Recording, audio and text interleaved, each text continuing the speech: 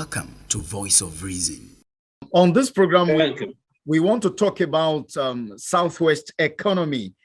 And I'm going to ask what happened to the level of commerce and manufacturing in the country, especially in the Southwest region? Well, the story of in the Southwest region is a very sorry story. We have seen the collapse of many of the manufacturing companies. The Southwest was noted or reputed for being the manufacturing or industrial hub for the country, and it is still so. But the level of activities in the manufacturing sector had gone down drastically.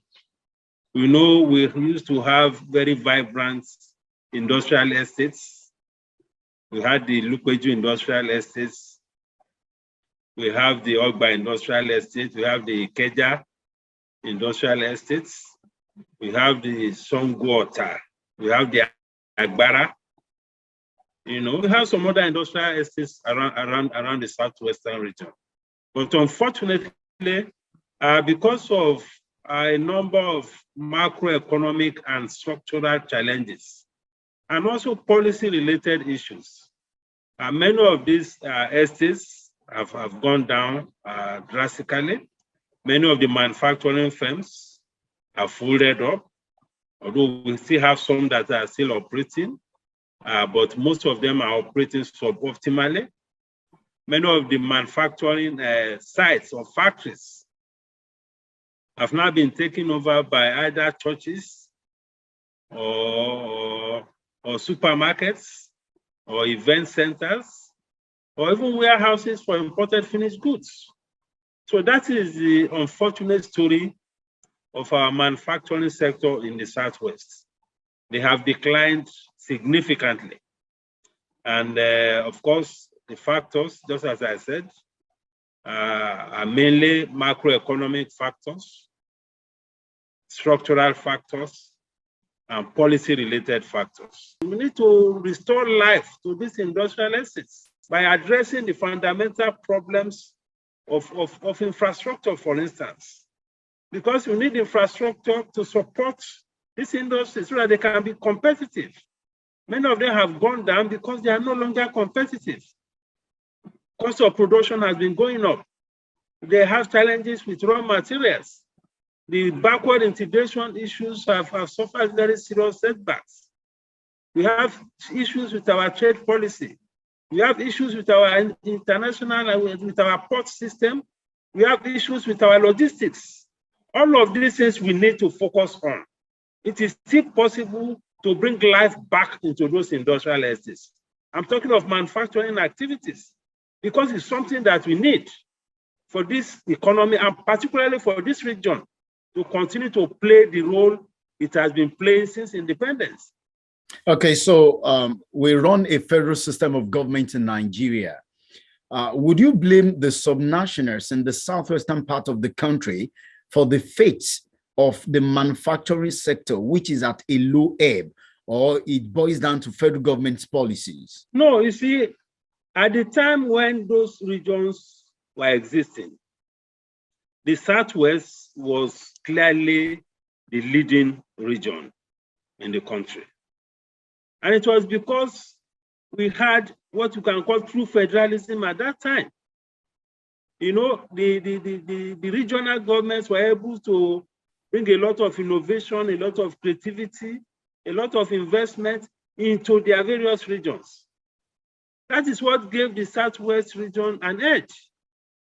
But the moment we had military rule, we had a unitary kind of government. We took away a lot of powers from the regions. And that was the bane of industrialization, particularly in the Southwest. So a lot of policy issues, a lot of regulatory issues, a lot of structural issues were affected because of the unitary nature of government. So it is not the fault of the regional governments or the subnational governments as such. It was a consequence of not allowing a true federal system to operate. That is what happened. So if we're able to get to a point where we make some headway around this restructuring, where we're able to devolve more powers to the subnationals, I think things will work better.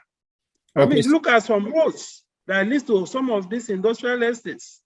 Many of those roads have gone bad completely. And when you talk to industrialists or you talk to the state government, they will tell you that they are federal roads. Meanwhile, the industrialists are suffering as a result of it. The same thing with the ports, the same thing with our railway system. Then you have a whole lot of policy issues that are affecting manufacturing. All of these things are federal issues. So if we're able to make some headway in achieving true federalism, then we can see a lot more traction in terms of revamping and restoring the glory of these industrial estates in the Southwest region. If we get this country restructured as we speak, is the Southwest region ready for the kind of economic revolution that experts within the region will want to see? Do we still have the raw material? Do we still have the manpower? Do we still have, the wherewithal to survive? Those things are still very much present in the Southwest. They were only being subdued by the inappropriate structure of the Federation. Those potentials are still there. And even as we speak, even with all these challenges, the Southwest is still the leading region in terms of industrialization, even as we speak today. So the resources are still there. The people are there. The finances are there. The skills are, the innovation is there. The creativity is there. Even the leadership, we have them. If you have that constitutional space for the leadership in the Southwest to do a lot more than what they are doing. Even as we speak today, when we talk of innovation in leadership, you find it largely in the Southwestern part of the country. So those resources are there, both human and material. What we need is a much better constitutional space for our leaders in the Southwest to bring their creativity and innovation to bear on the quality of governance. All right. So it can still happen. That's exactly the point. Some persons will argue that, okay, no doubt we may have a faulty constitution, but it does not totally cage the governors, for instance, in the Southwest region from, exploring the opportunities in their state. But these ones will argue that the bandwagon effect of going cap in end to Abuja every month end to get allocation from the Federal Capital Territory seems to be one that governors in the region are comfortable with. Not exactly. Not exactly. But that is not to absorb them completely. Even within the limitations of the Constitution, I agree that they can do a lot more than what they are doing. But the fact that we are operating a unitary system is also a factor that is also slowing them down in terms of what they can do and in terms of the resources that they have, even to transform some of these sectors. For instance, for companies in the Southwest, all the company tax that businesses pay, the bulk of this tax revenue comes from the Southwest. They don't come to the subnationals. They don't come to the state governments. They go to the center. I'm talking of corporate tax. All the VAT that are paid in the region are also going to the center for everybody to share. The same thing with all the import duties and all of this revenue from the ports. They're also going to the center for everybody to share. So when you look at the revenue streams of all the key economic activities in the sub-region, not much of it is coming to the states in the region. So these are some of the defective, the challenges of this unitary system. So if you have more power devolved, we are likely to see even more revenue coming to them, and that will give them more capacity to do a lot more. So I take the point, right now they can do a lot more, so they need to be a lot more innovative to develop some of those potentials. But we need this restructuring and this devolution of powers to be able to give them much more latitude to do a lot more. So we need those two things to happen for us to achieve the kind of vision, dream of industrial transformation in the Southwest. What role is all of these inadequacies playing on the unemployment rate in the region? Now, we're having a conversation this morning, and it was observed that everyone that should be into one vocation or the other, especially the young ones, everybody has turned to become an Okada rider.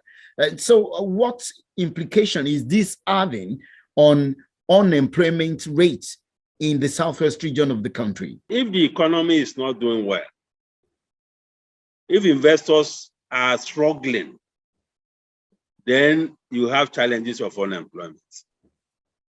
Because it is the investors, it is the entrepreneurs that will create the jobs. I mean, look at the challenges that they are facing now. They are facing challenges with exchange rates. Look at the impact of exchange rates on many businesses today. They are facing challenges with energy.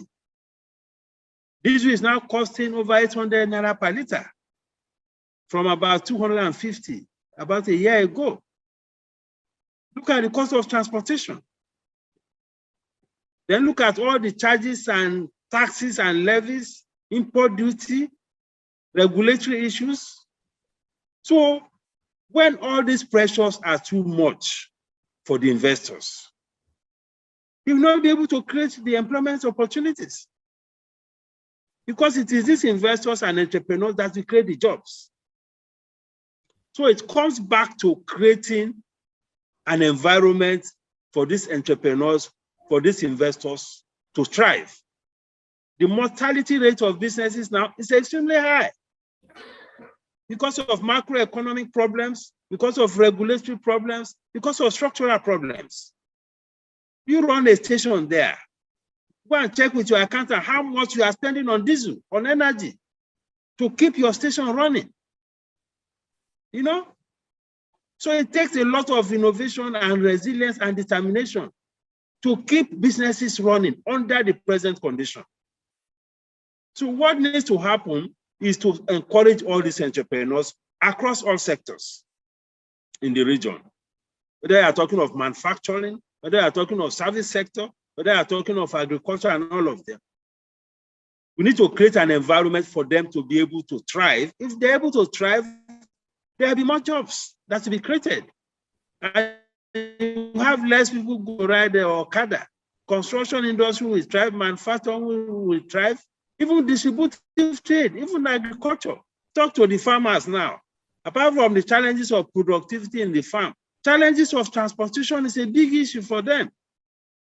You know, where the transportation cost is almost as high as the farm gate prices of some of these products. So all of these things are major, big sources of frustration, which we need to address. If we're able to address that, then we'll be able to create more jobs. Okay, so let's talk of the 6 states in the Southwest region of the country. In terms of production, in the past, each of these states was identified with one thing or the other. And that was why I asked earlier on that should this country be restructured today, will the Southwest region of the country hit the ground running? Is it not a case of states in this region, you know, shifting or diverting their attention to something else? It is not the same.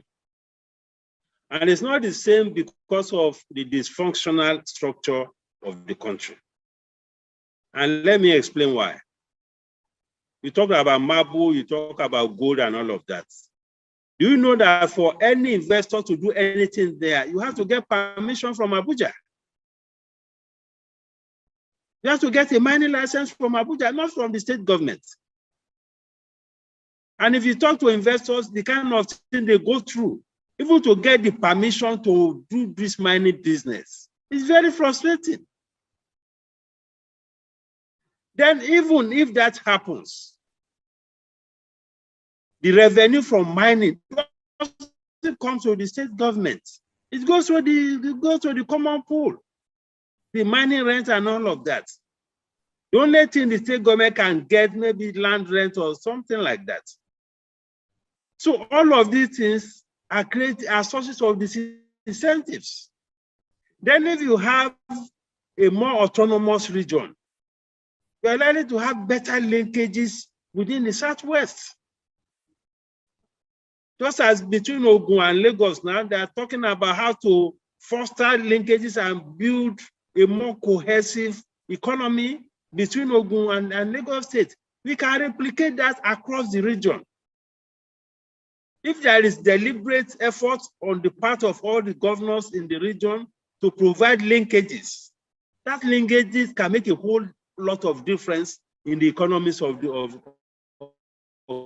South. But I take your point, the governments can do a lot more to tap these resources, but I want you to also acknowledge that there are policy and constitutional constraints.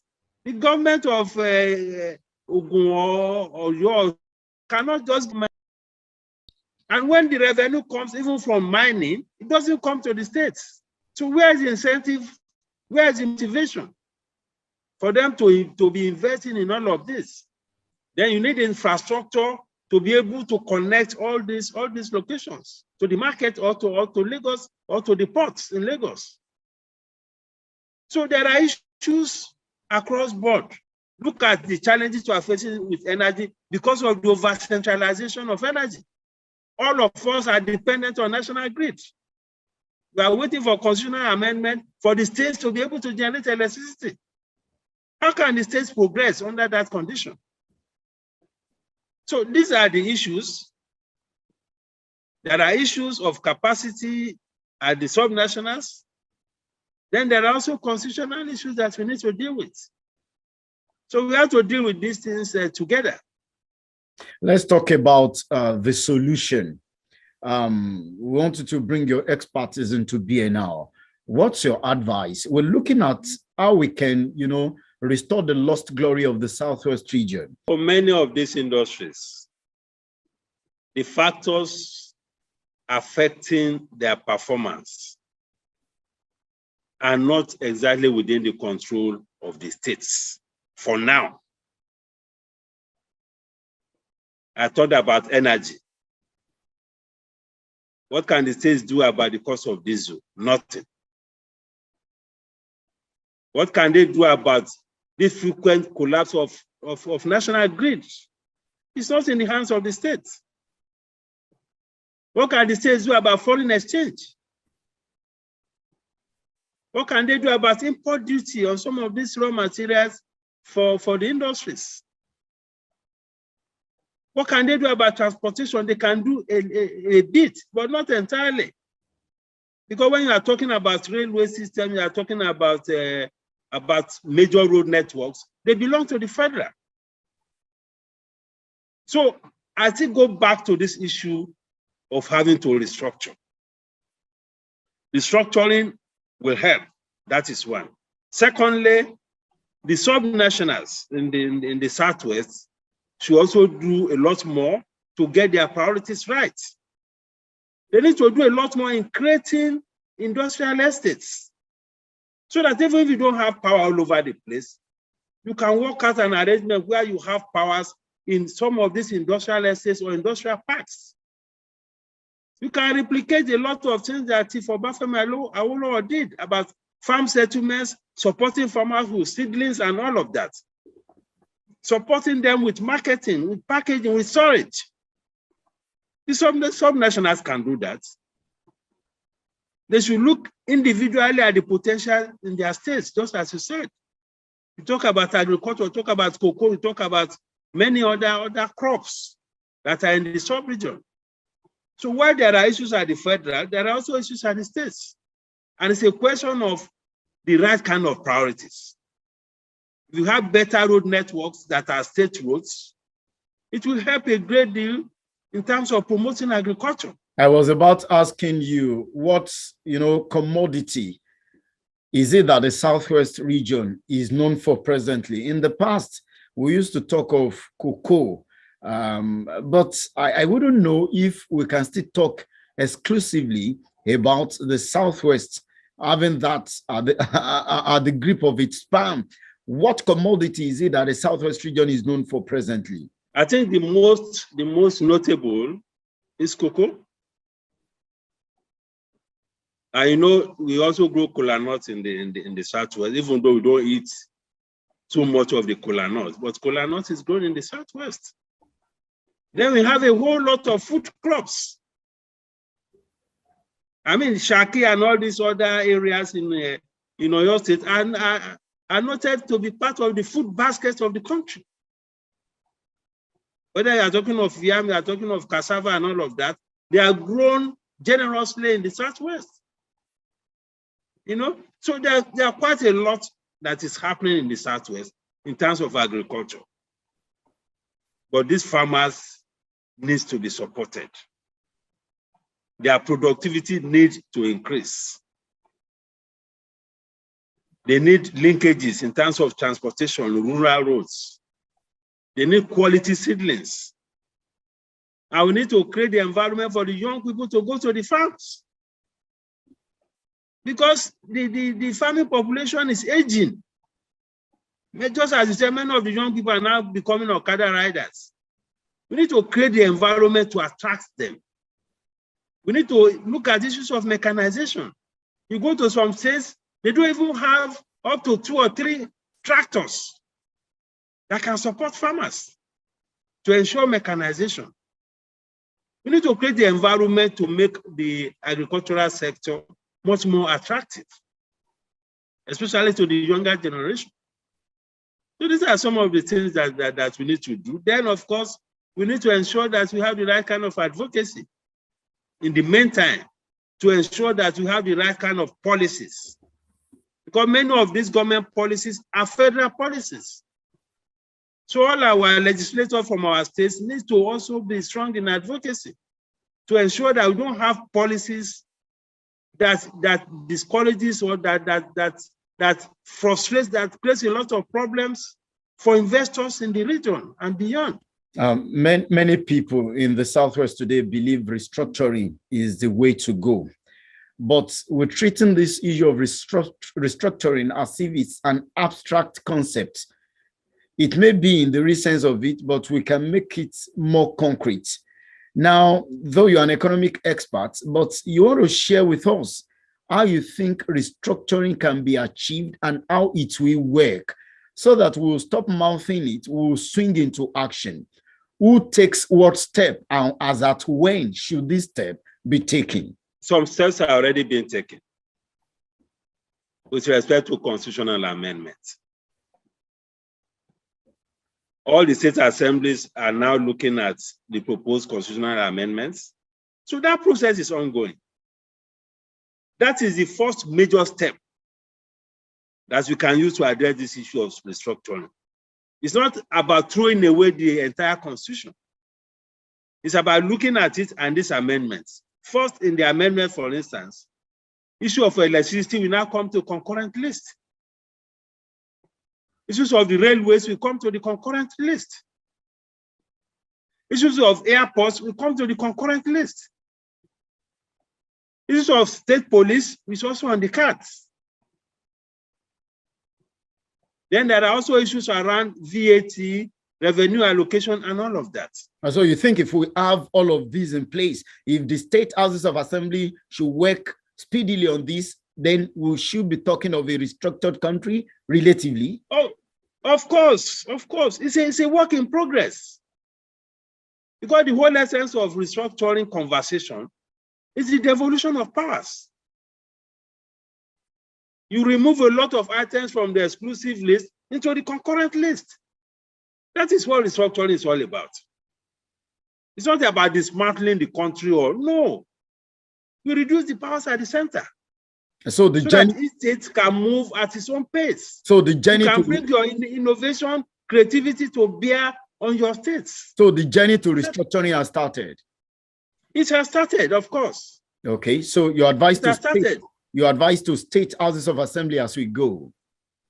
We should engage our houses of assembly What components of the amendments are they supporting? What components are they not supporting? That is the process. The whole idea is to reduce power from the center, devolve power from the center to the subnationals. Dr. That Muda, is what it's all about. Dr. Muda Yusuf, I must say a big thank you to you for your time on the program this day. Thank you so much for honoring us. Thank you so much for sharing your thoughts with us. Thank you very much, Anu. Thank you.